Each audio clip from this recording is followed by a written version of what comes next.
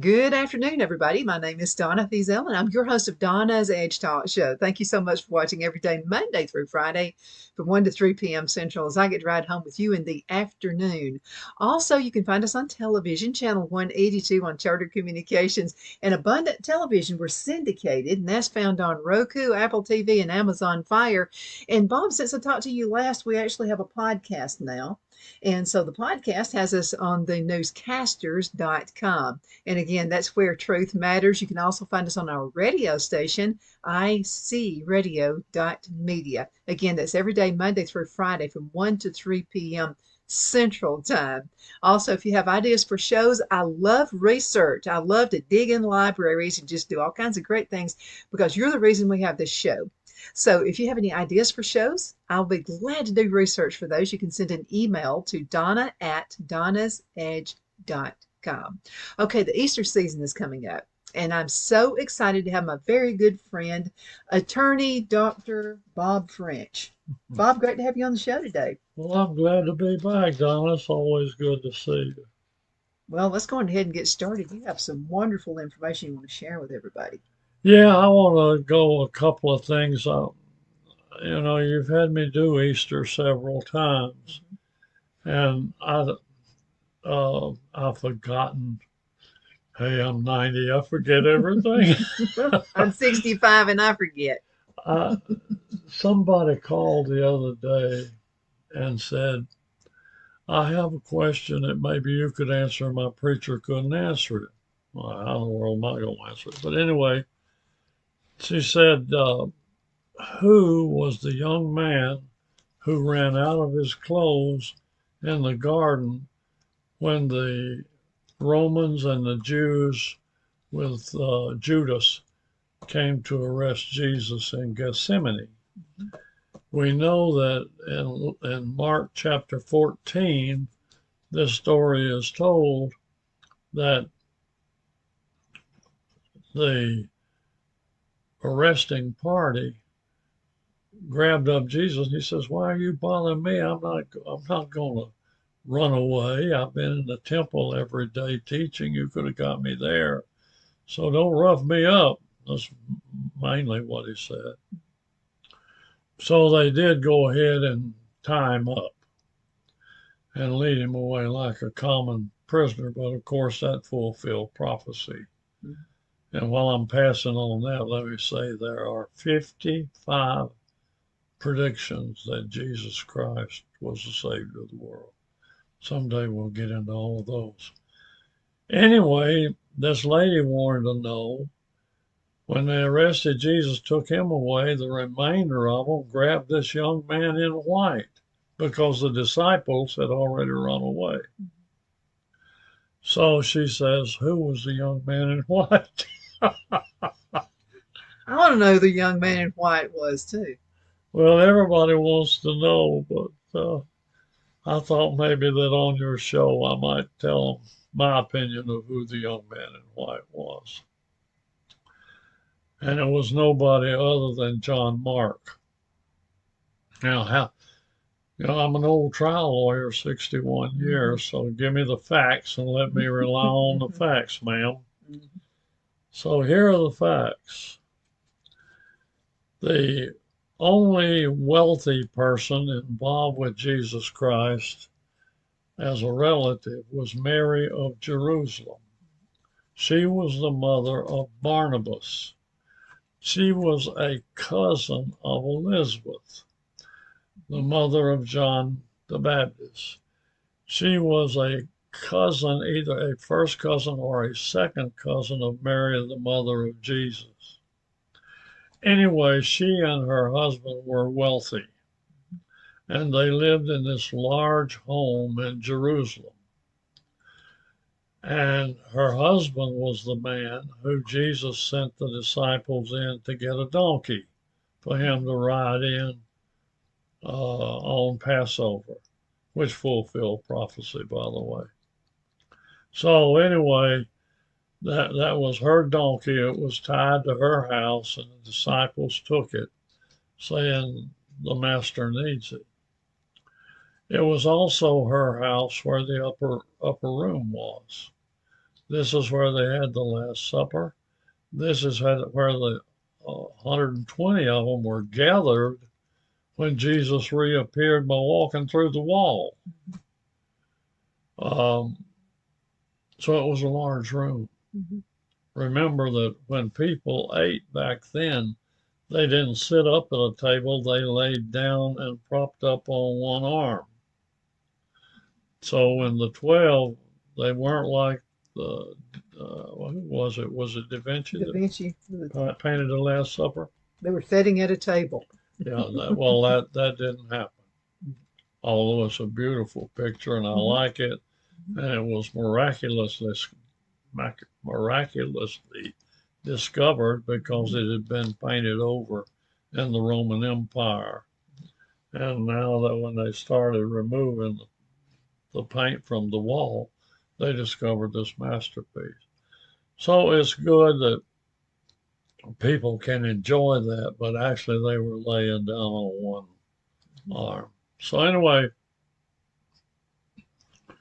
this John Mark, who was probably 14 or 15 years old at the time, would have observed this Lord's Supper. Mm-hmm. Because every time Jesus came to Jerusalem, he followed him around. We know that because he said he did. So he follows Jesus around, and when the disciples left, they went to the Garden of Gethsemane. He knew where they went. Well, here comes Judas with a detail of Roman soldiers and Jews to arrest Jesus at the home of Mary of Jerusalem. And the man of the house told him, he is not here, he's gone. Well, where did he go? Well, as far as I know, he went to the Garden of Gethsemane. Well, so they started to go to the garden, which was probably maybe as much as 2 miles away. Well, the young man, who was already dressed in his bedclothes, a white sheath, linen, went all the way down to his ankle, didn't have any buttons. Anyway, he goes running out the back roads and goes to warn Jesus that they're coming. Mm-hmm. And he's there when they get there, led by Judas, who goes up and kisses Jesus and identifies him for the detail. And then they take Jesus and bind him up and take him in to go to trial. Now, the young man, they grab him up. The disciples have already left. So now the young man is grabbed up, and they're going to take him because they don't know who he is. Well, he runs out of his nightshirt and runs naked, and it's in the Bible that he ran away naked. So, and he left his nightshirt there. So he gets away, and then everything that happens to Jesus happens. And I think that he showed up again when Mary Magdalene and the other Mary and Salome went to the tomb on Easter morning and were met by they thought by the time she got out of there, it started out a young man in white. But by the time she got away, it was an angel. Mm-hmm. I don't remember, she was half crazy anyway. Well, she had severe mental problems, and Jesus healed her of them. And so therefore, she never left him. And somehow she had money. So anyway, it worked out. So that's the story of the young. And so she says, "Where have you taken him? We brought these salves to anoint the body." And he said, he's not here, he's risen. Go tell Peter and the disciples he goes before you into Galilee. Now, a lot of people just don't pay any attention to that. But Jesus had said, after I am dead and resurrected, I will go before you into Galilee. And here the young guy puts his finger right on it for him. And of course, we know that Jesus did that. So anyway, that's my lecture on the young man in white. I am convinced it was John Mark.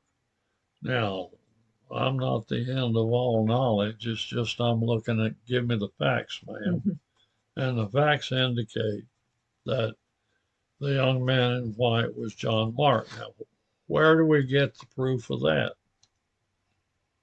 The book of Mark is the most accurate book in the Gospels. The other writers, Matthew, Luke, John, copied the book of Mark. Why would they do this? Well, we kind of figure that the book of Mark was written in Ephesus, which is now Istanbul or very close to it. It was a Roman retirement area, the country of Turkey.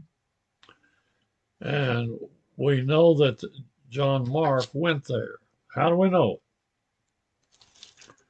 Well, he went on a missionary journey with Paul and his cousin Barnabas.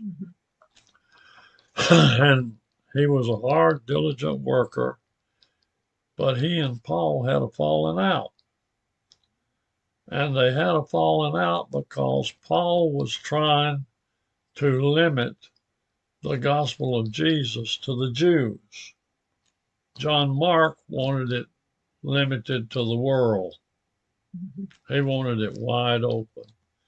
And so they had this horrible disagreement and couldn't solve the problem. Paul had a horrible temper anyway.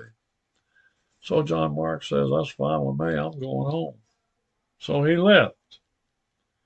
Well, Paul and Barnabas then picked up Silas to replace him. Mm-hmm. So you had Paul, Barnabas, and Silas going around preaching. But Paul, to his everlasting credit, did let up on his holding Jesus to the Jews and opened it up to Jesus to the world. And if we read his books, we see this developing and coming. So anyway, they go back to Jerusalem and they run into John Mark and they make amends. So then Paul is arrested and taken to Rome. So Mark goes with him as his secretary because while he'd been mad at Paul and Paul been mad at him, that's unfair to say. I don't know that they were mad, but anyway. People got upset with each other back then too, didn't they? Yeah, they were separated. So he went to Rome and was Peter's secretary. Peter was in jail. And Peter said such nice things about John Mark. Well, when he got back and they made amends, Paul then took Mark back to Rome with him because he went to jail. Mm-hmm. And Mark became his secretary. So the person who knew most about the life and times of Jesus had become John Mark. Mm-hmm. Now, we don't take away from Luke that he lived and stayed in close proximity to the Virgin Mary for years. So, but John Mark doesn't touch the Christmas story. Mm-hmm. Luke does. See how the Lord works? Isn't that beautiful? It's beautiful, but the biggest question is always, why do the four Gospels they do have varying differences with the account of what actually happened? Not very much. Most of them copy Mark. They're only, don't hold me to this, but I think there are only 60 verses in Mark that are not copied by the other writers. So he was the authority because he had both the knowledge of Peter and Paul. And so he goes, remember, they're killing these disciples as fast as they can find them. Every one of them died a horrible death. And Mark gets out of the clutches and goes to Asia Minor. And it probably was about AD 60. No, I'll take it back. It had to be after AD 70 because in AD 70 the Romans destroyed Jerusalem. So it had to be AD 70, and he would have been probably in his 70s. Maybe not quite, maybe in his 60s. Anyway, he sat down and wrote his book. And it's the most accurate book in the New Testament Gospels because he put down exactly what he saw, which he traveled around a lot with Jesus. If Jesus was in 30 miles of Jerusalem, John Mark was there, and he was only 12 or 13 years old then. So he had that as a boy. Then he lived with his mother, who was related to Jesus through Mary the Virgin. So that's the story of the young man in white. And I've written a book.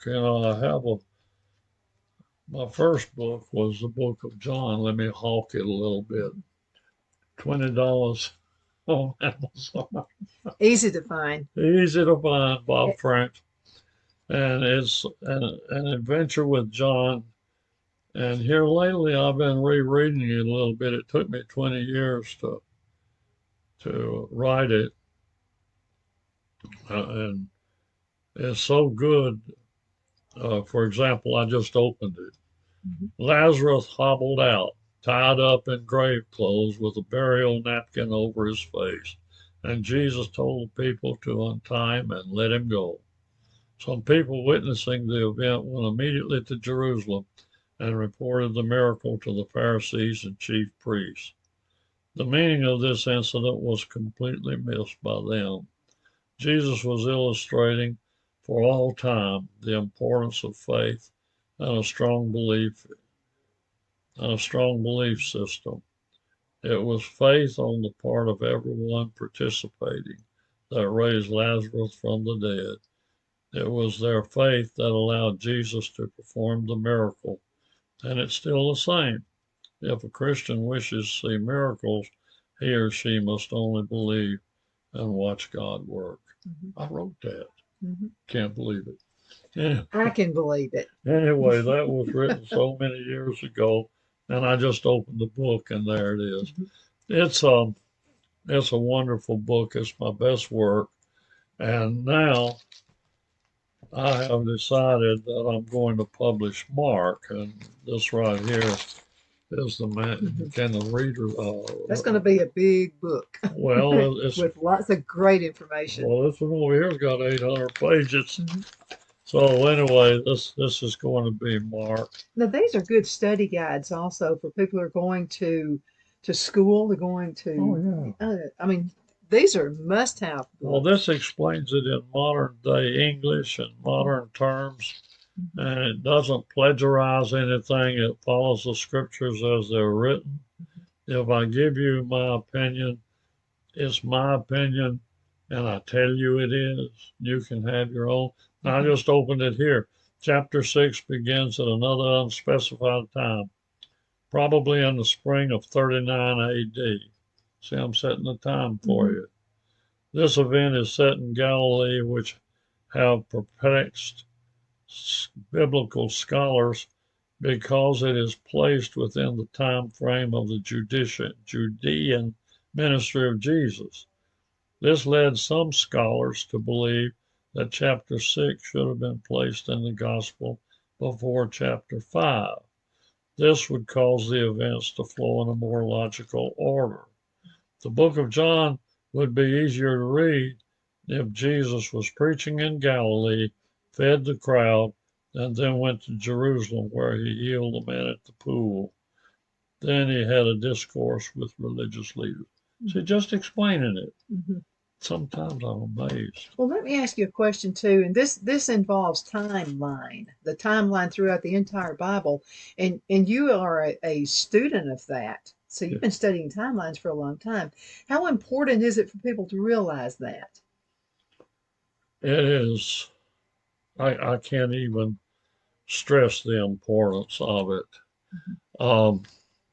Because that's critical. Well, let me see here. There are 55 prophecies of Jesus Christ, and the whole thing is if you don't believe in Jesus, that Jesus was Jesus all the way through, then you're nuts because you go back thousands of years. And well, let's take Isaiah. Doggone it, let me see here. Here's my old raggedy Bible. Let me pull up. Duct tape is for everything. Yep. Well, this Bible's been worn out like so many others. Let's see here. Falling right out to Isaiah. And this is 1,000 years before Jesus. And it says, "Therefore the Lord himself shall give you a sign. Behold, a virgin shall conceive and bear a son, and his name shall be Emmanuel." Does it get any clearer than that? It's right there. I mean, it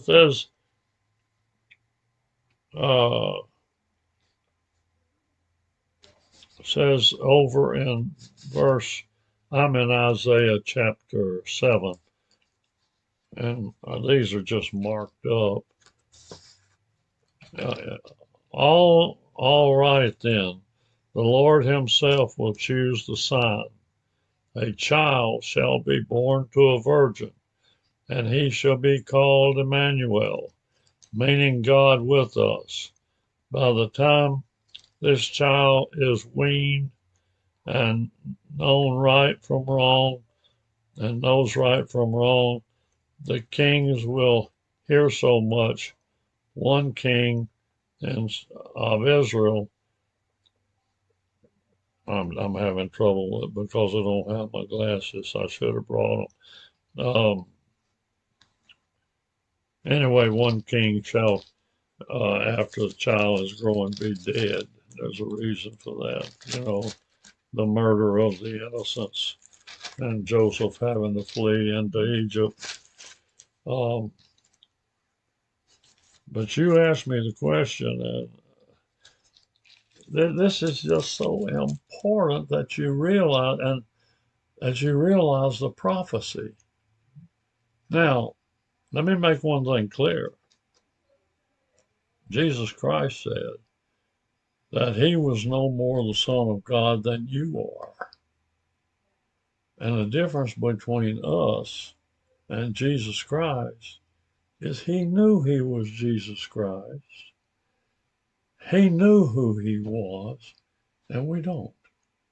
We have a problem with it. And one of the things I want to talk about today is don't let me run over time. You got 1 minute before we go into break. Can you believe 30 minutes is flying? It was pretty quick. It goes fast. I wanted to read a little more of Isaiah. I didn't mean to get distracted. We'll talk about something else. Oh no, this is a really good topic. Before we go into break, though, I have a question for you. Uh-huh. And because I mean, even Muslims say, "Yeah, there's a Jesus." Even they say that. So why do they have such a difficult time? Why is Allah their savior instead of Jesus? Even they knew they were Jesus. They admit it. Well, I think people want to deny the resurrection. When you get over the break, Mm-hmm. let me deal with man's worst enemy, Himself. and that'll explain it for you. It's himself. It's myself. I'm my own worst enemy, really. Let's go into a commercial break and we will return in just a few minutes. So you hang in there, okay? Good stuff. Queen City Used Car Sales has been serving drivers in the Northeast Alabama area for years with a quality selection of late model used cars, SUVs, and pickup trucks. On top of our extensive selection and competitive prices, we offer professional auto financing services for used car buyers of all credit levels. Whether you've just begun your search or you're ready to secure your next vehicle, at Twin City Used Car Sales, you will drive away with the vehicle of your dreams. The sales and finance staff at Twin City Used Car Sales looks forward to serving you, and you can apply for financing online before your visit to our used dealership in Gadsden, Alabama. Check us out on the web at twincityusedcars.com or go by our location at 901 First Avenue, Gadsden, Alabama. We sincerely look forward to serving you.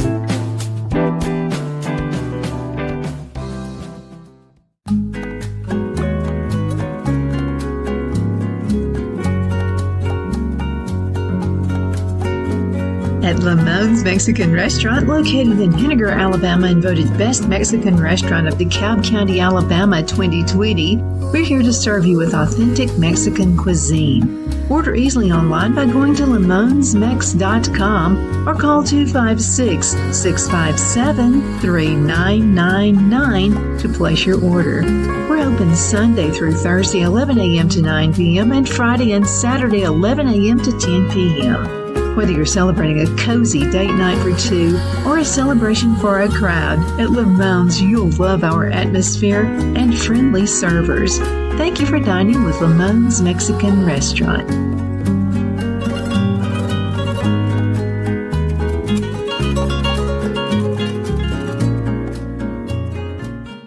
Jeff McCurdy of the McCurdy Law Firm has been a public service of this area for over 10 years. McCurdy, a member of the Henniger City Council, serves as prosecutor for the town of Sylvania and was named public defender for the city of Rainsville. The McCurdy Law Firm is located at 17326 Alabama Highway 75 in Henniger to better represent his Jackson and DeKalb County clients.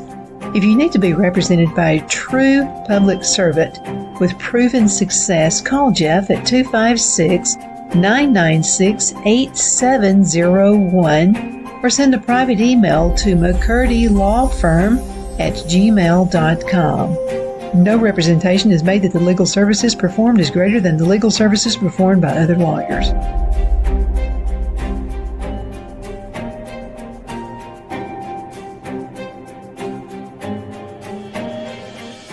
At Liberty Bank, we're all about community, whether it's to help with a charity fundraiser or help families in need. Toys at Christmas or a local football team, we're here for you. You see, we realize the importance of family. Sometimes it's to build a new home or necessary home repairs. We're here for you. If you like the feel of a small town bank with all the conveniences of a big city bank, we're here to serve you. You will find us at any of our convenient locations in DeKalb, Marshall, Etowah, and Blount counties in North Alabama. You can call and speak with any of our friendly staff at 256-659-2175 or check us out on the web at libertybankal.com. And thank you for your support of our community. Member FDIC Equal Housing Lender.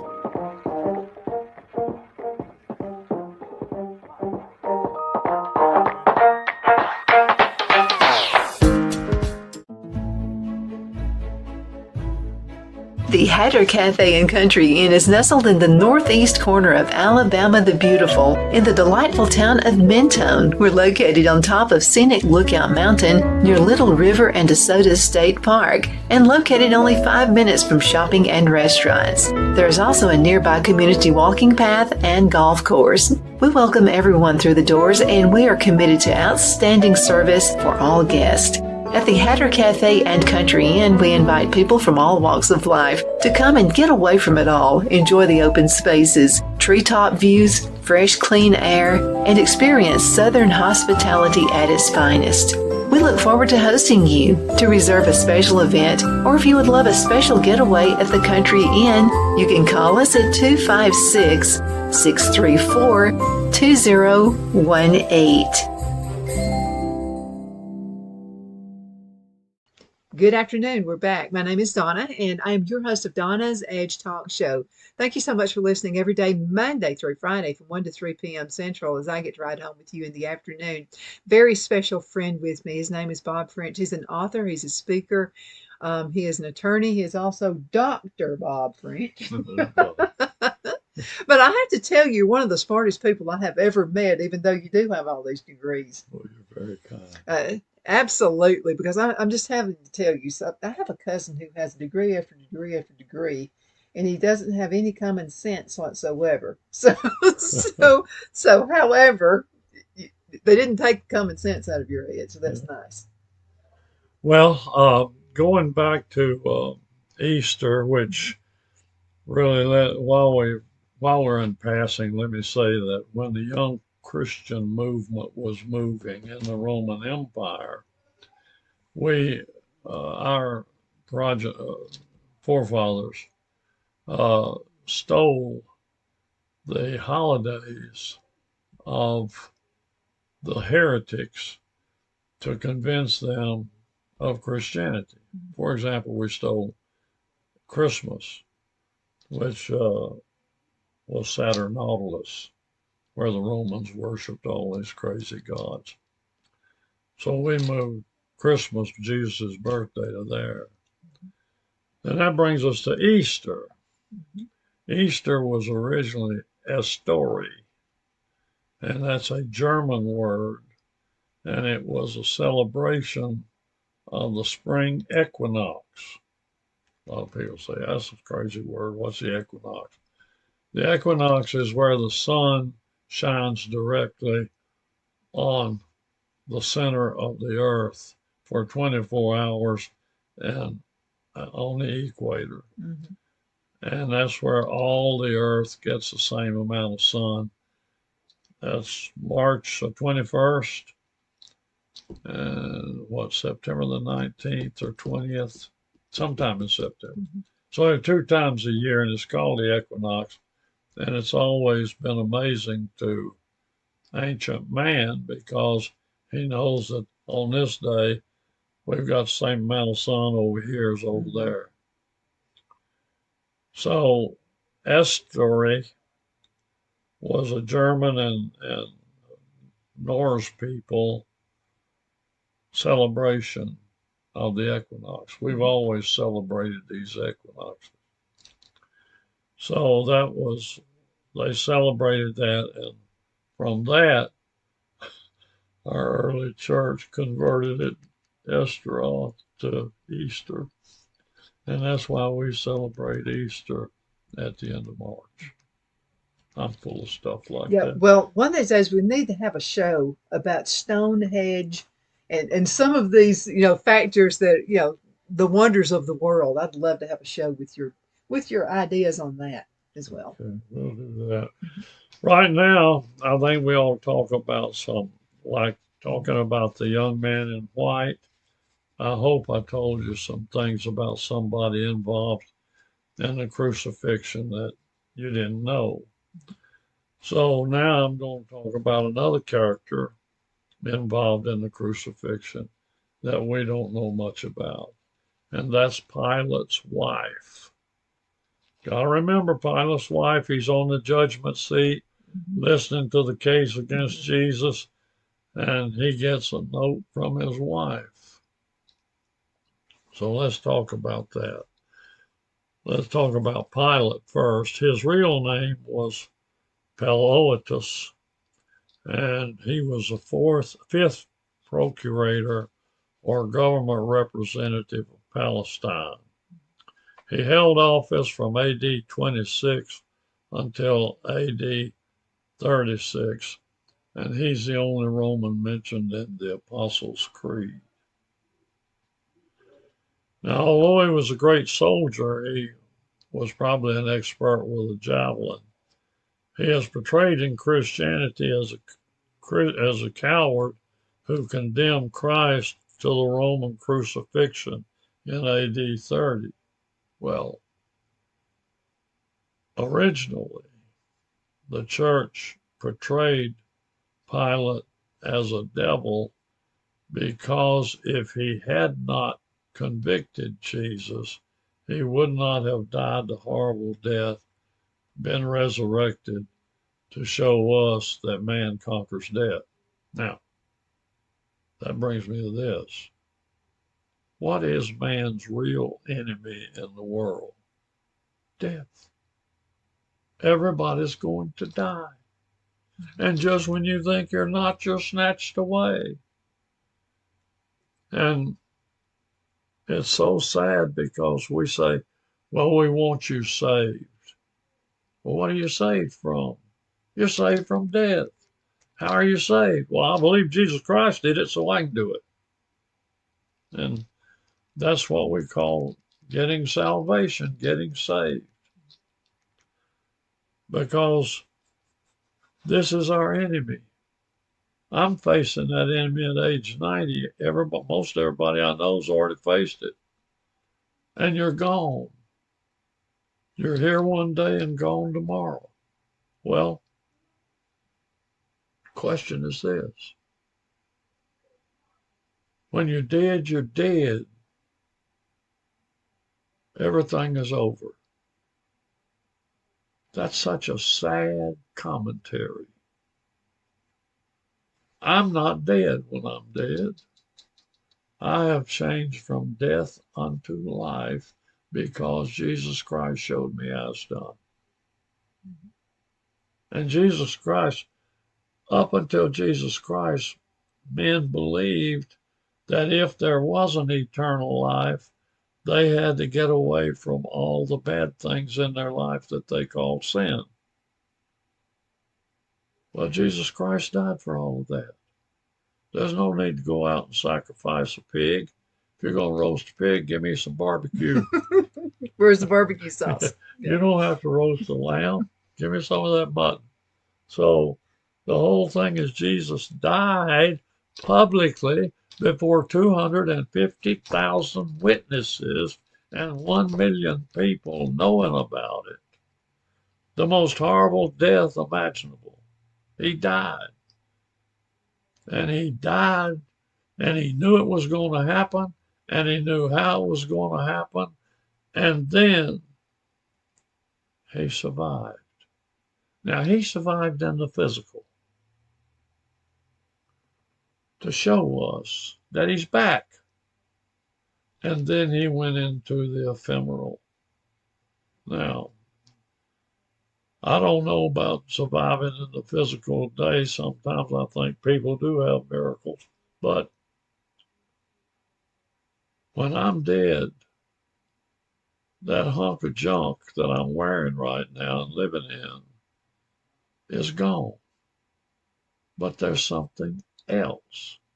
Remember, we talked once when I lectured on your program that God creates no waste. Mm-hmm. There is no waste in God's creation. You can't find anything. You just find form changers. But it's still all there. When you have an explosion, you say it's gone. It's not gone, it's in the air. Yeah, but the air's gone. It ain't. It's just going to the Kennedy heaviside layer, and it's going to stay. So there's no waste. And if there is no waste, then my salvation is assured. Mm-hmm. I'm going, when I die, to another adventure. And this life has been a great adventure. I don't remember where I was before, but I do know that somehow, some way, a little swimming sperm connected with an egg, and a zygote materialized, and that was me. Mm-hmm. You made your appearance. I made my appearance right there. And my mother carried me, and I jumped out into this reality. Now I'm going to jump into another reality when I'm dead. And those that don't believe that, they're going to be shocked. So I don't know what's going to happen there. But anyway, getting back to Pilate's name, he was from the family of Gens, Gens, from Ponti. And his name actually means one armed with a javelin. So he was destined to be a soldier. Now, there's a yarn circulating about Pilate, which is yarns about everybody, that he was an illegitimate son of Tyrus, king of Mayence, and he was sent to Rome as a hostage. When he was there, he murdered a man and he was sent to Pontius in Asia Minor. And without authority, he acted as a soldier and put down a rebellion that regained favor with Rome. And he was awarded for his valor by being governor of Judea.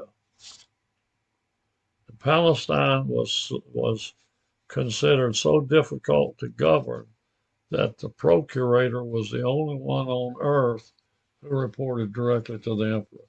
Mm-hmm. Oh boy, this gets us into modern day happenstance. The people of Judea, the Jews, were divided into 12 tribes. Remember? Mm-hmm. They all occupied the promised land, but they couldn't get along. So they divided into northern tribes and southern tribes. Well, that didn't work, so you had emperor come along and defeat them all. Mm-hmm. That happened over and over from Nebuchadnezzar, Tyrus, king of Syria. No, not Syria. Iran. It was called Tyre, Tyre. So anyway, the prophet said that the Jews were a hard, stiff-necked people. And I'm going to bring this up to date because during the Roman Empire, and the brothers and others who led the Jews tried to revolt against Rome. Now, Rome was the greatest empire in the history of the world. And what they did was, and you notice I've got Augustus bust right over here. I admire Augustus. You need to put a cowboy hat on top of his head. Yeah, well, I got Bear Bryant in there. I ought to put a helmet on him. Anyway, they would rebel. They'd come together and rebel. And all Rome said in the empire was, you belong to us, you pay your taxes, and we don't care what you do. Just keep the peace. Well, the whole world did, but not the Jews. They rebelled over and over and over. And Simon and his brothers, oh boy, I'm having a senior moment. Goodness, can't remember their last name. It happens. And more often now. Anyway, Simon's brother also was another Judas. And oh goodness, it's right on the tip of my tongue. But anyway, they were the last successful rebel leaders against Rome. And finally, in AD 70, Nero said, I've had it with those Jews. We got too many of them, and we're going to give everybody a few. So he went, and General Pompey captured Palestine and destroyed the temple. The only thing left is the Wailing Wall.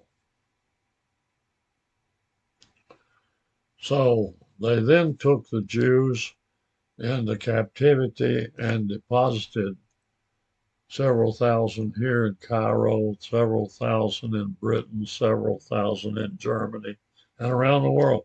It's called a diaspora.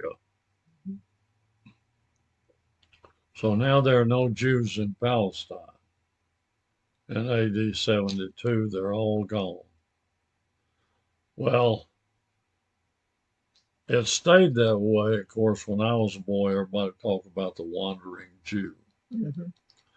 Well, it stayed that way until 1918, when an Englishman by the name of Balfour made a declaration that the Jews should be given Palestine back. It was their land for thousands of years. They should have it. Well, the League of Nations ignored Balfour. Anyway, we come on up to World War II, where Hitler tried to just exterminate the Jews in Europe. And all of this was a result of what was called the blood curse. The blood curse was at the time Jesus died, that there was a curse put on the Jews for doing it.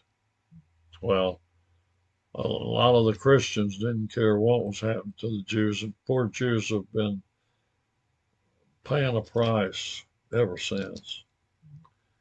Anyway, in 1946, after World War II, we had the United Nations succeeding the League of Nations, which was a total failure. And now the United Nations is a total flop. Anyway, uh, here comes Balfour again. And he says, I told you in 1918 that this is the Jews' land. It was 4,000 years they were there from Abraham. They have a right to go back. Well, lo and behold, the Balfour Declaration was adopted. Golda Meir was made the prime minister, and away they went to Palestine, and the Jews were told to come home. They said, well, there's already Arabs everywhere. They're going. Come on home. It's not their land. So they just moved into homes with the Arabs. And that is why we have what's going on today with that war. Mm-hmm. The Arabs are saying it was our land, and in 1946 you took it away from us. We want the Jews gone. Jews are saying we had it for 4,000 years and the Romans took it away from us and kept it for 2,000 years, and now it's ours. Get out. And that's what they're fighting over. Mm-hmm. So you see how the Bible comes still today? I mean, we're sitting right on it. Let me ask you a question. This is about Pilate. In today's world, who is the Pilate?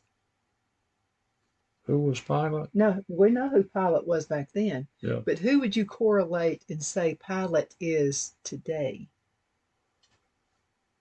That's a hard question. I don't know. It's just going to have to play out. Some would say, Vladimir Putin would be the one. Would you say Well, I'm that? not so sure. Putin claims to be a Christian. I mean, he wears Eastern Catholicism and all of that, and he's a cross around his neck and everything else. I don't know. The world today is in such a conflict, I can't figure it out. I can't figure out the United States. Anyway, getting back to Pilate's wife, Pilate gave the Jews unmitigated hell, if you want to say it, and he seemed to enjoy tormenting them. He took a temple tax and built an aqueduct, and it all started when he put a Roman eagle up over the temple, and he had to wind up executing about 40 Jews who tore it down. And so he had no use for them whatsoever. He actually despised being a procurator. But being a soldier, he did what he was told. And because of his relationship with the emperor, he could get away with a lot of things the other procurators and governors couldn't.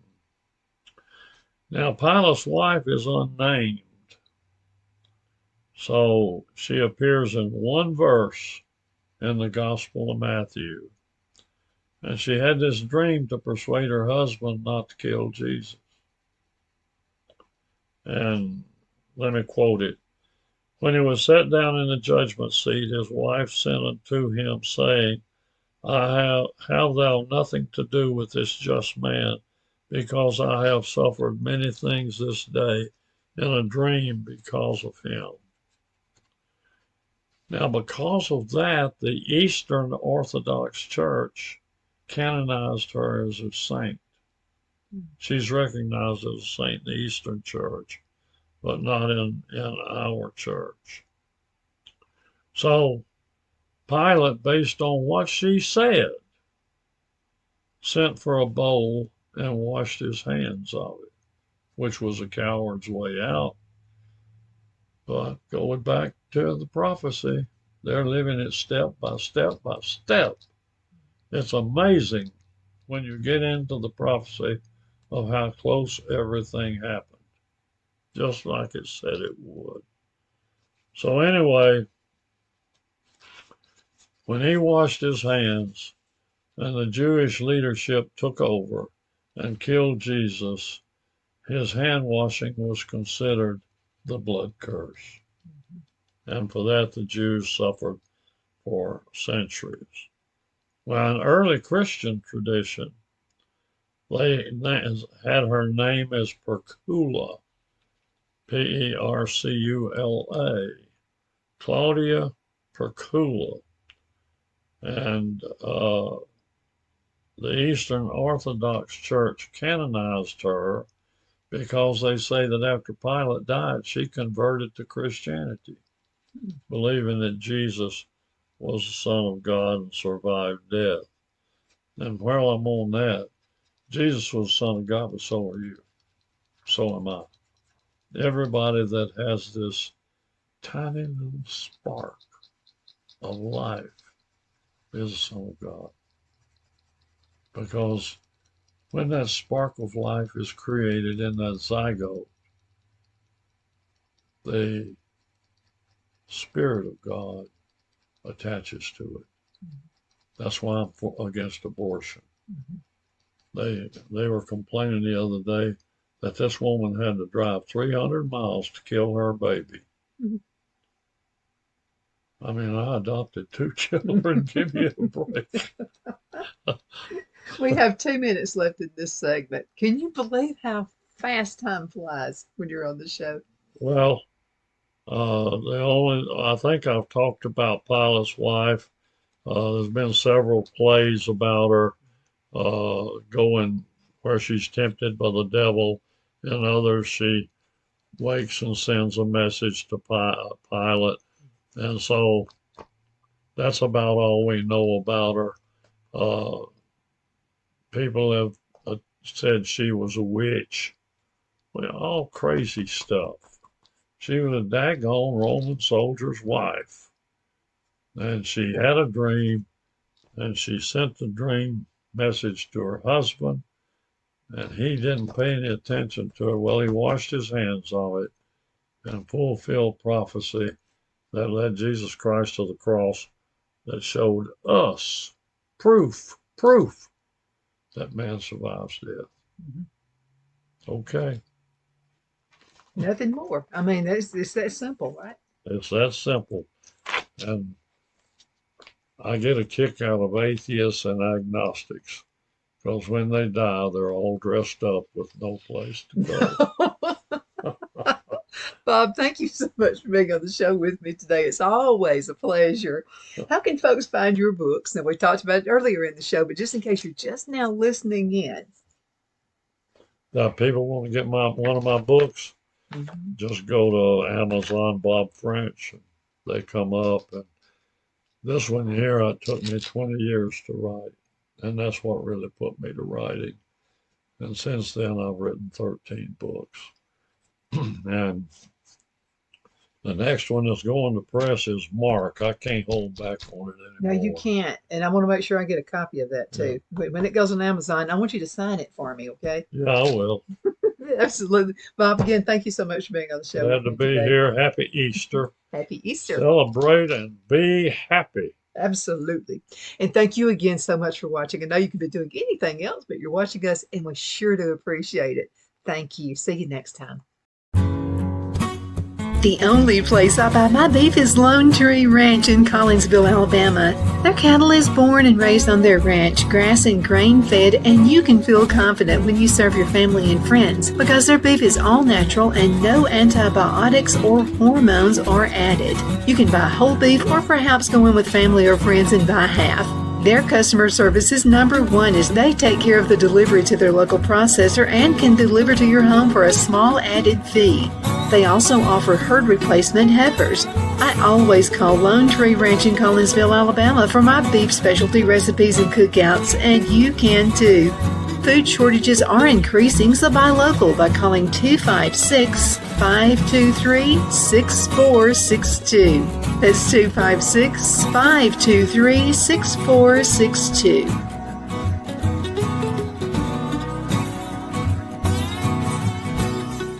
My Towels solved a problem that we've all had with towels. You go into the stores and they feel lotiony and soft, but then you get them home and they wind dry you. That's why I made My Towels. They actually work, they're soft, and they absorb. And now I'm excited to announce 2 brand new lines of My Towels.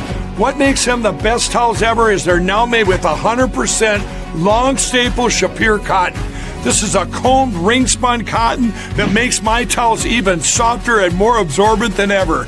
And now you get a 6-piece set for an amazing introductory sale price as low as $29.98. So go to mypillow.com or call the number on your screen. Use your promo code to get My Towels for only $29.98. Or you can get my designer premium line for just $20 more. Either way, you save 50% now on all My Towels. They actually work. What a concept. This offer won't last long, so please order now. mypillow.com. Twin City Used Car Sales has been serving drivers in the Northeast Alabama area for years with a quality selection of late model used cars, SUVs, and pickup trucks. On top of our extensive selection and competitive prices, we offer professional auto financing services for used car buyers of all credit levels. Whether you've just begun your search or you're ready to secure your next vehicle, at Twin City Used Car Sales, you will drive away with the vehicle of your dreams.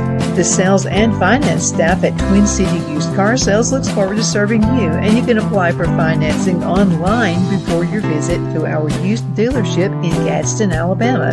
Check us out on the web at twincityusedcars.com or go by our location at 901 First Avenue, Gadsden, Alabama. We sincerely look forward to serving you.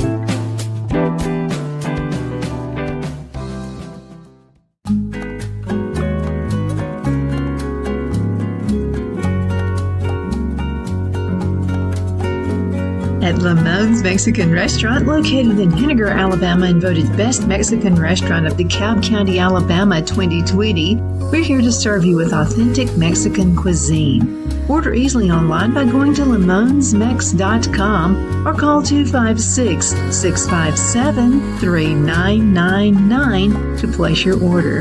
We're open Sunday through Thursday, 11 a.m. to 9 p.m., and Friday and Saturday, 11 a.m. to 10 p.m. Whether you're celebrating a cozy date night for two or a celebration for a crowd, at Lamone's you'll love our atmosphere and friendly servers. Thank you for dining with Lamone's Mexican Restaurant.